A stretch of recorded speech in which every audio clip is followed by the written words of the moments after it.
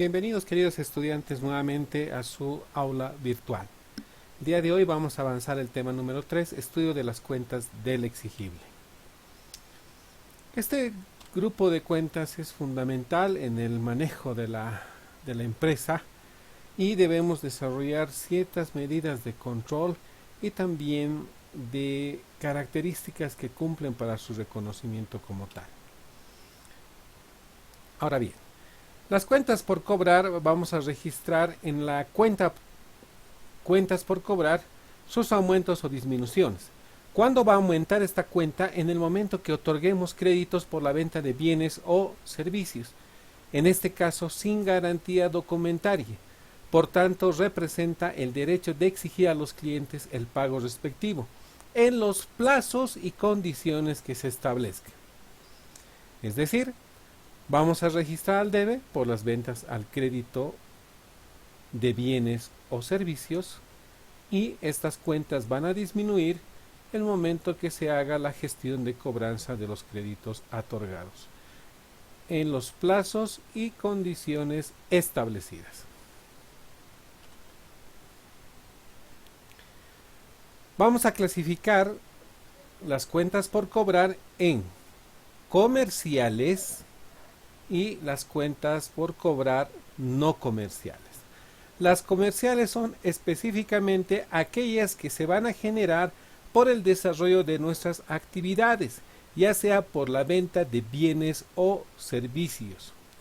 En cambio, las cuentas por cobrar no comerciales van a hacer referencia a otros derechos que va a tener la empresa para con terceros, para con los socios o para con los empleados. ¿Qué ejemplos podemos darnos? El crédito fiscal IVA. Podemos señalar préstamos otorgados al personal, anticipo de sueldos otorgados al personal, entrega de fondos a los socios, etc. ¿Qué quiere decir? Que este tipo de transacciones u operaciones que se han realizado no corresponden a la actividad principal de la empresa, pero sí se la desarrolla en función de las necesidades tanto de los empleados como de los socios. Cuando nos referimos a cuentas por cobrar comerciales, estamos refiriéndonos al derecho que tenemos como empresa para con terceros. ¿Por qué? Por el hecho de haber comercializado bienes o servicios sin garantía documentaria. La venta de estos bienes o servicios al crédito también debe tomar ciertas previsiones para asegurar la cobrabilidad de los mismos. Mínimamente debemos saber dónde vive aquella persona o empresa a la que le estoy otorgando crédito. Tengo que saber a qué se dedica, su lugar de trabajo o actividad económica, su cédula de identidad, una fotocopia, el NID de la empresa que está adquiriendo nuestros bienes o servicios, referencia personal en caso de personas naturales y empresarial en el caso de instituciones jurídicas. Eso con el fin de no puede otorgar crédito a aquella empresa que se ha hecho de fama que no cumple con sus obligaciones. Corro el riesgo de perder la mercadería y no recuperar el dinero por los créditos otorgados. Ahora, en la actualidad existen herramientas, empresas que nos van a proporcionar cierta información con la cual posiblemente nos ayude a minimizar el riesgo de la incobrabilidad de los créditos que podemos otorgar y en cierta forma nos garantice la calidad de cliente al cual vamos a otorgar el crédito. Por ejemplo, tenemos la empresa Infocenter, la cual facilita a las empresas información de personas o empresas en el sistema financiero y su calificación respectiva. Por lo tanto, esa es una referencia a la cual podemos acceder mediante esta empresa, por ejemplo Infocenter, para obtener información del cliente potencial al cual queremos dar un margen de crédito o nos están solicitando un margen de crédito. Su movimiento contable. Las cuentas por cobrar vamos a registrar al debe por el saldo anterior de la gestión, es decir, cuánto ha sido el saldo de estas cuentas pendientes de cobro, por la venta de bienes o servicios al crédito, por notas de cargo. En el documento de transacción, cuando vamos a otorgar al crédito, se fijan cláusulas. En caso de incumplimiento empezará a correr, por ejemplo, un interés. Puede que las condiciones hayan sido aplicadas por actualización en función de las UFBs. Y en el caso que el crédito hubiese sido otorgado en moneda extranjera, será susceptible de una diferencia de cambio. Entonces, cualquier cargo adicional sujeto en el contrato de compra-venta que se haga con el cliente en esas condiciones específicas, obviamente cumpliendo lo que especifica la norma, el Código de Comercio y el tema de los márgenes de intereses a los cuales nosotros pudiéramos aplicar a nuestros clientes dentro de la ley, podemos especificar, y estos cargos van a incrementar esa cuenta por cobrar. ¿Cuándo vamos a registrar al haber? ¿Cuándo esta cuenta va a disminuir?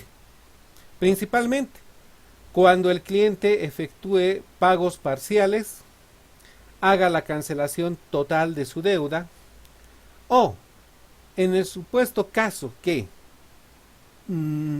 por ejemplo, en esta época que hemos tenido, estamos todavía con el tema de la pandemia del COVID-19, la situación sale del alcance de los empresarios y demás, y van a generar el incumplimiento. Por lo tanto, para garantizar ese crédito, puede hacerse la implementación de un crédito, pero con garantía documentaria. Entonces, esa reclasificación de una cuenta por cobrar sin garantía documentaria a una cuenta por cobrar con garantía documentaria. En este ejemplo, podríamos utilizar la cuenta documentos por cobrar. Otro caso que va a generar una disminución de la obligación del cliente, la devolución de la mercadería. Es decir, cuando hablamos de una rescisión parcial o total del contrato convenido. Por descuento por pronto pago.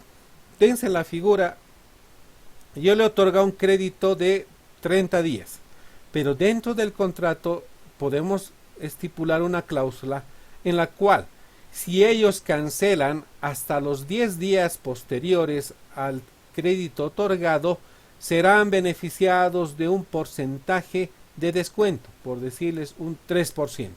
Entonces, ese descuento otorgado por pronto pago será el beneficio que tendrá el cliente, y ese descuento ya no nos va a cancelar, es decir, tiene que generar una disminución de su cuenta por cobrar. Otro caso, el caso de la incobrabilidad.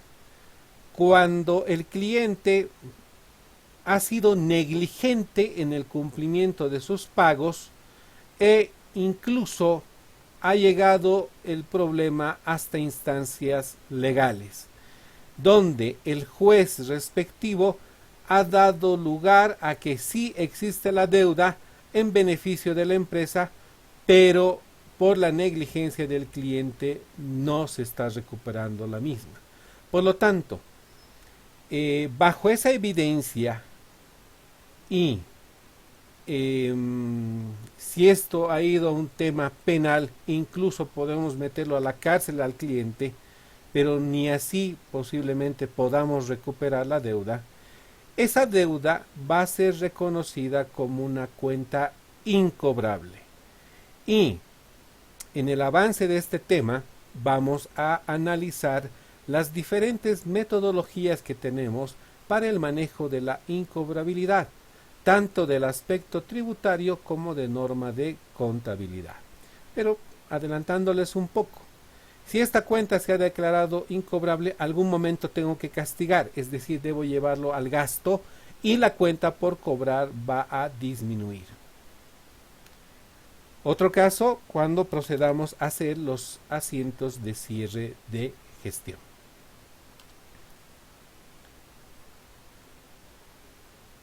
Como es ya usual en nuestros temas que estamos desarrollando, no podemos dejar de lado lo que se refiere al control interno. Y ahí les reitero la importancia fundamental del profesional a cargo del departamento de contabilidad. No solamente va a radicar en un conocimiento pleno de la norma contable, del reconocimiento de las cuentas, de saber identificar los estados financieros, sino también de tener un conocimiento básico y elemental de que existen políticas de control interno en las empresas, esto con el fin de minimizar riesgos en las diferentes áreas en las cuales debemos desarrollar actividades.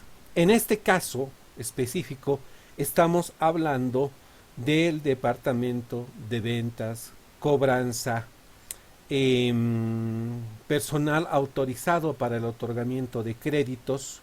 Entonces, bajo esos lineamientos debemos tener en cuenta lo que es el control interno. Y vamos a ir dando un desglose de qué medidas, qué políticas mínimamente deberíamos tomar en cuenta para minimizar el riesgo de generar incobrabilidades, sobre otorgamiento de créditos y que empiece a haber un daño económico para la empresa. Vamos, primero, toda extensión de crédito debe estar debidamente autorizada por el jefe de ventas o responsable a cargo del control de clientes. ¿Qué significa esto? Que no se puede alegremente disponer a quién damos crédito y a quién no, sino debe haber unos lineamientos y debe haber una persona específica que haga estas autorizaciones. Sabemos que dentro de la estructura de un departamento de ventas vamos a tener por lo menos lo que se llama el área de mayoristas y de minoristas, y cuyas condiciones de comercialización no son las mismas, porque existen mayores incentivos a los mayoristas por el volumen de mercadería que se va a manejar. Por lo tanto, si existan políticas de crédito, tanto para ventas al por mayor y al por menor, también hay el riesgo de incobrabilidad, principalmente en el área de mayoristas, porque los volúmenes de compra van a ser mucho más significativos. Por lo tanto, es fundamental que exista una persona autorizada para que otorgue los créditos. Además, no se otorgan a simple voluntad, sino debe hacerse un análisis previo. Y lo que mencionábamos en las anteriores diapositivas, incluso hay empresas que nos otorgan información para que podamos hacer una evaluación del cliente y su capacidad de pago y cumplimiento como tal. Otro aspecto. Debe efectuarse un control permanente sobre el pedido de mercadería que realizan los clientes que tienen autorizado crédito. ¿Qué significa esto? Usualmente dentro de las políticas que la empresa va a generar, va a poner techos de otorgamiento de crédito. Por decirles, hasta un volumen de 100.000 bolivianos está autorizado. Entonces, si yo no llevo un control de esas ventas al crédito a ese cliente, puede ser que yo haga un sobreotorgamiento de crédito, es decir, que sobrepase los 100.000 que estaban autorizados. Por lo tanto, debe hacerse un control sobre los pedidos de mercadería que hacen nuestros clientes y los techos que han sido fijados mediante políticas de control interno. Otro aspecto fundamental. Debe existir segregación de funciones. ¿Entre quiénes? Entre el que otorga los créditos, entre el que hace la gestión de cobranza y entre el personal de contabilidad. ¿Qué significa esto? El que autoriza no puede ser la misma persona que vaya a hacer gestión de cobranza y tampoco puede ser la misma persona que procese la información a la contabilidad. Ahí existiría un enorme riesgo de generar créditos o sobrecréditos y al no haber controles de gestión de cobranza, esos créditos no sean recuperados en los plazos que han sido otorgados. Y al tener acceso a la contabilidad, que la información sea manipulada de tal manera que no se pueda evidenciar estos ilícitos que pueden darse dentro de una empresa. Entonces, una forma de minimizar ese riesgo es que haya una segregación de funciones. Una persona es la que autoriza créditos, otra persona es la que hace el control y gestión de cobranza y otra unidad específica que hace la contabilidad. Es decir, tiene que haber un control cruzado. De esa forma vamos a minimizar riesgos. Por otro lado, los controles de despacho y recepción de mercadería deben ser rigurosos y documentados, es decir, de almacenes, todas las salidas de mercadería, que son los despachos que diariamente las empresas comerciales efectúan a sus clientes, debe haber un control minucioso y documentado. Es decir, que la orden de salida debe estar aprobada por el encargado responsable de almacenes. El pedido debe estar ratificado mediante la orden autorizada de otorgamiento de crédito y la documentación versus el producto que está saliendo debe ser coincidente, de tal manera que minimicemos que en almacenes se esté sacando mercadería sin la autorización respectiva. Ahora bien, cuando hablamos de almacenes, también tenemos que mencionar que periódicamente tiene que hacerse una toma de inventario, es decir, una visita sorpresiva a almacenes, obviamente coordinada con la unidad de finanzas y contabilidad, con el efecto de hacer controles. ¿Qué es la tarea fundamental que se va a hacer en esa visita? Primero, es recabar información del sistema de los saldos según contabilidad, y esos saldos según contabilidad menos los pedidos que en el día que estamos haciendo la visita se iban a proceder a la entrega, deberíamos tener en físico en el almacén. Es decir, la mercadería que estaba prevista para entrega en ese día separada y documentada, y el resto debería coincidir con nuestros saldos en contabilidad.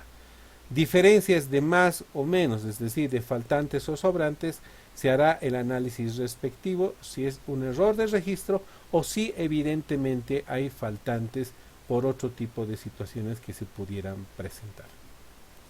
De manera similar al trabajo que se ha desarrollado en caja chica y caja en los controles de arqueo, este tema de levantamiento de inventarios tiene sus características y debe tener su relevamiento documentario, y sobre los resultados y conclusiones obtenidas se procederán por una parte contablemente a hacer ajustes o registros y por otra parte, si correspondiera, debería haber un tema administrativo. Otro aspecto fundamental que debe hacerse el seguimiento: la facturación y los registros contables de las mismas, tanto en forma como en fondo. Es decir, que los importes registrados en la facturación y la relación del stock de inventario que se está disminuyendo deben tener coherencia con los registros contables. Otro aspecto muy importante: debe aperturarse mayores auxiliares, es decir, debemos realizar un control individual para cada cliente, y esto nos va a permitir realizar el control del récord de cada uno de ellos en temas de plazos otorgados, cumplimiento, es decir, que el cliente haya sido responsable en cancelarlos o posiblemente incluso cancelar antes de los vencimientos. Por otro lado, controlar los vencimientos de los créditos otorgados. ¿Para qué? Para hacer el seguimiento y generar la gestión de cobranza. ¿Qué aspectos también debemos tomar en cuenta en control interno?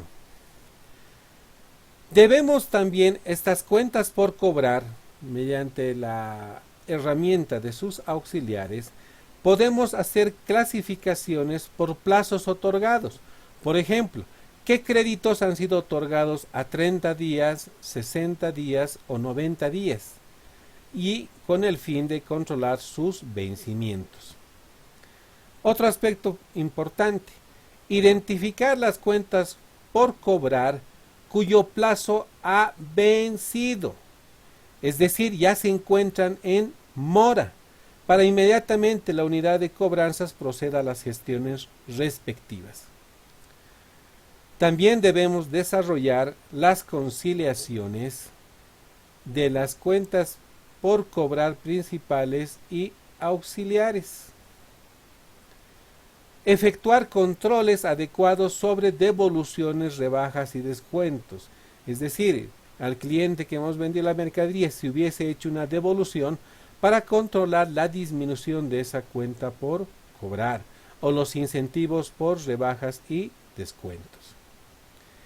Otra actividad que también se debe desarrollar es de forma periódica efectuar un cruce de información con los clientes de los saldos que tienen con nosotros por venta de mercadería o bienes al crédito. ¿Por qué mencionamos este aspecto? En algunas instituciones todavía manejamos cobradores y los cobradores van a hacer recuperaciones de manera directa con el cliente. Entonces, pónganse el caso que el cobrador, si bien ha hecho una recuperación de un importe, ese importe no ha reportado a la empresa. Por lo tanto, en nuestros registros contables, el volumen del crédito es mayor a la realidad económica, ya que el cliente ha hecho un pago parcial de esa deuda. Por lo tanto, una medida de control es hacer esta confirmación con los clientes. Evidentemente, el cobrador no va a incurrir en estos temas, pero existe un margen de riesgo. Otro aspecto. Para el cobro de deudas a los clientes deben utilizarse recibos oficiales y en lo posible mediante el sistema financiero. ¿Qué significa esto? Si bien el cobrador va a hacer las gestiones de cobranza, va a hacer sus mejores esfuerzos para lograr que el cliente pague, deberíamos en lo posible viabilizar que esos pagos directamente lo hagan al sistema financiero.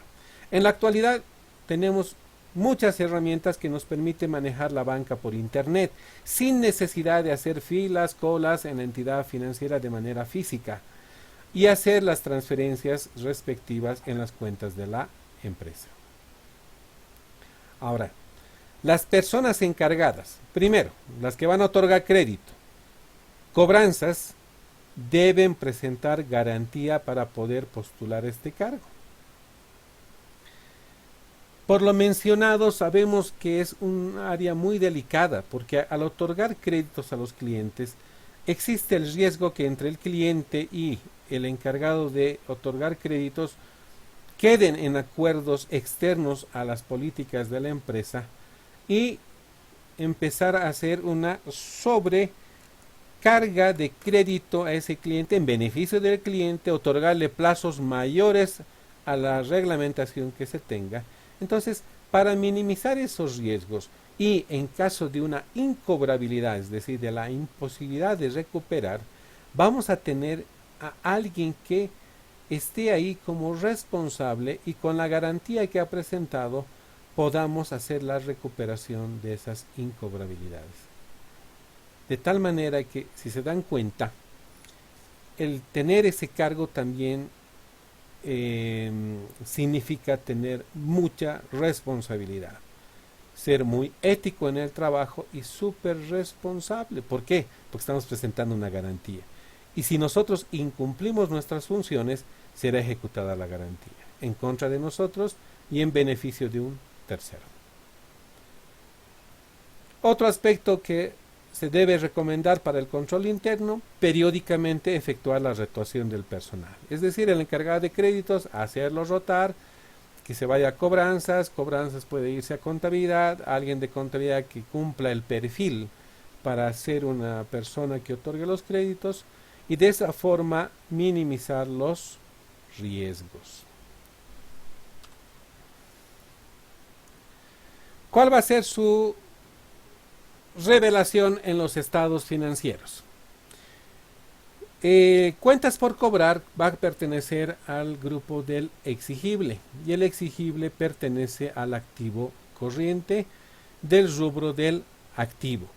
Por su naturaleza va a presentar un saldo deudor.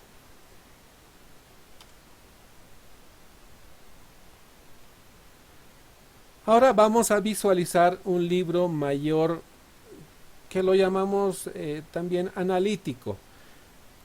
Cuando hablamos a nivel de mayor de cuenta, vamos a hablar de la cuenta principal, cuentas por cobrar. Y esta cuenta va a ir acumulando los registros de todos los clientes. Como ven en el ejemplo, tenemos la factura 101 del cliente Pérez, 102 de ABC SRL, 103 de Juan Pueblo, 104 de Juan Pueblo, 105 de ABC SRL.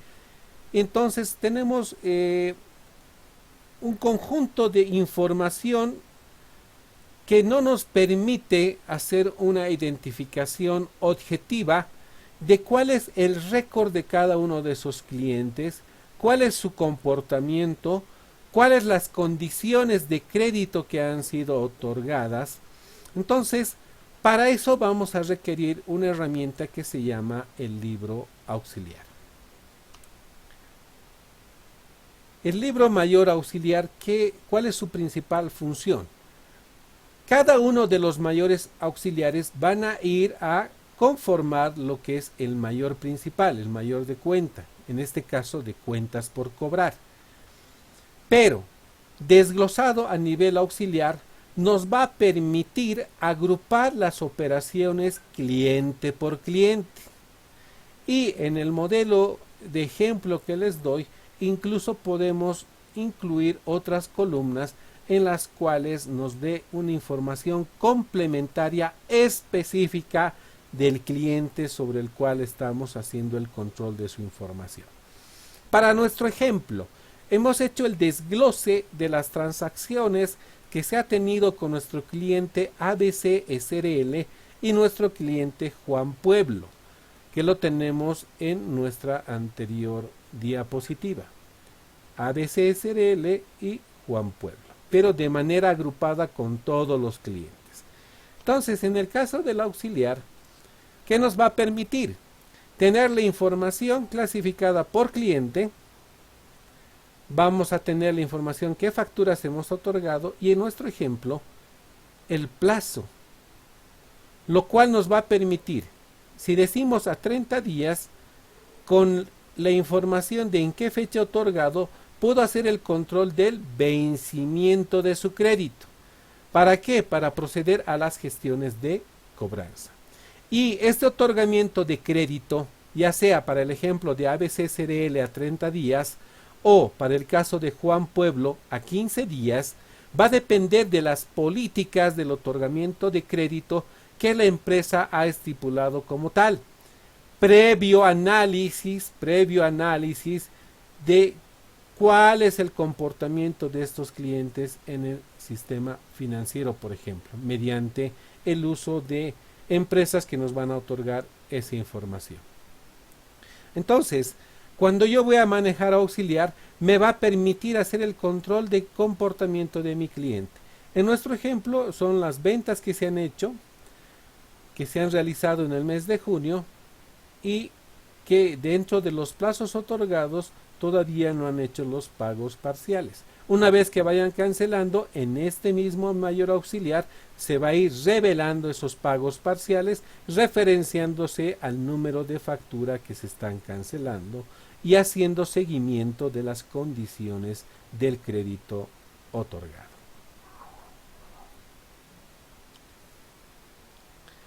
Muy bien, queridos estudiantes, el día de hoy vamos a concluir con el siguiente mensaje. Nuestra mayor debilidad radica en renunciar. La forma más segura de tener éxito es siempre intentarlo una vez más. Tomás Edison. Queridos jóvenes, cuídense mucho, cuiden a sus familias y que tengan una excelente semana. Nos vemos en la próxima clase.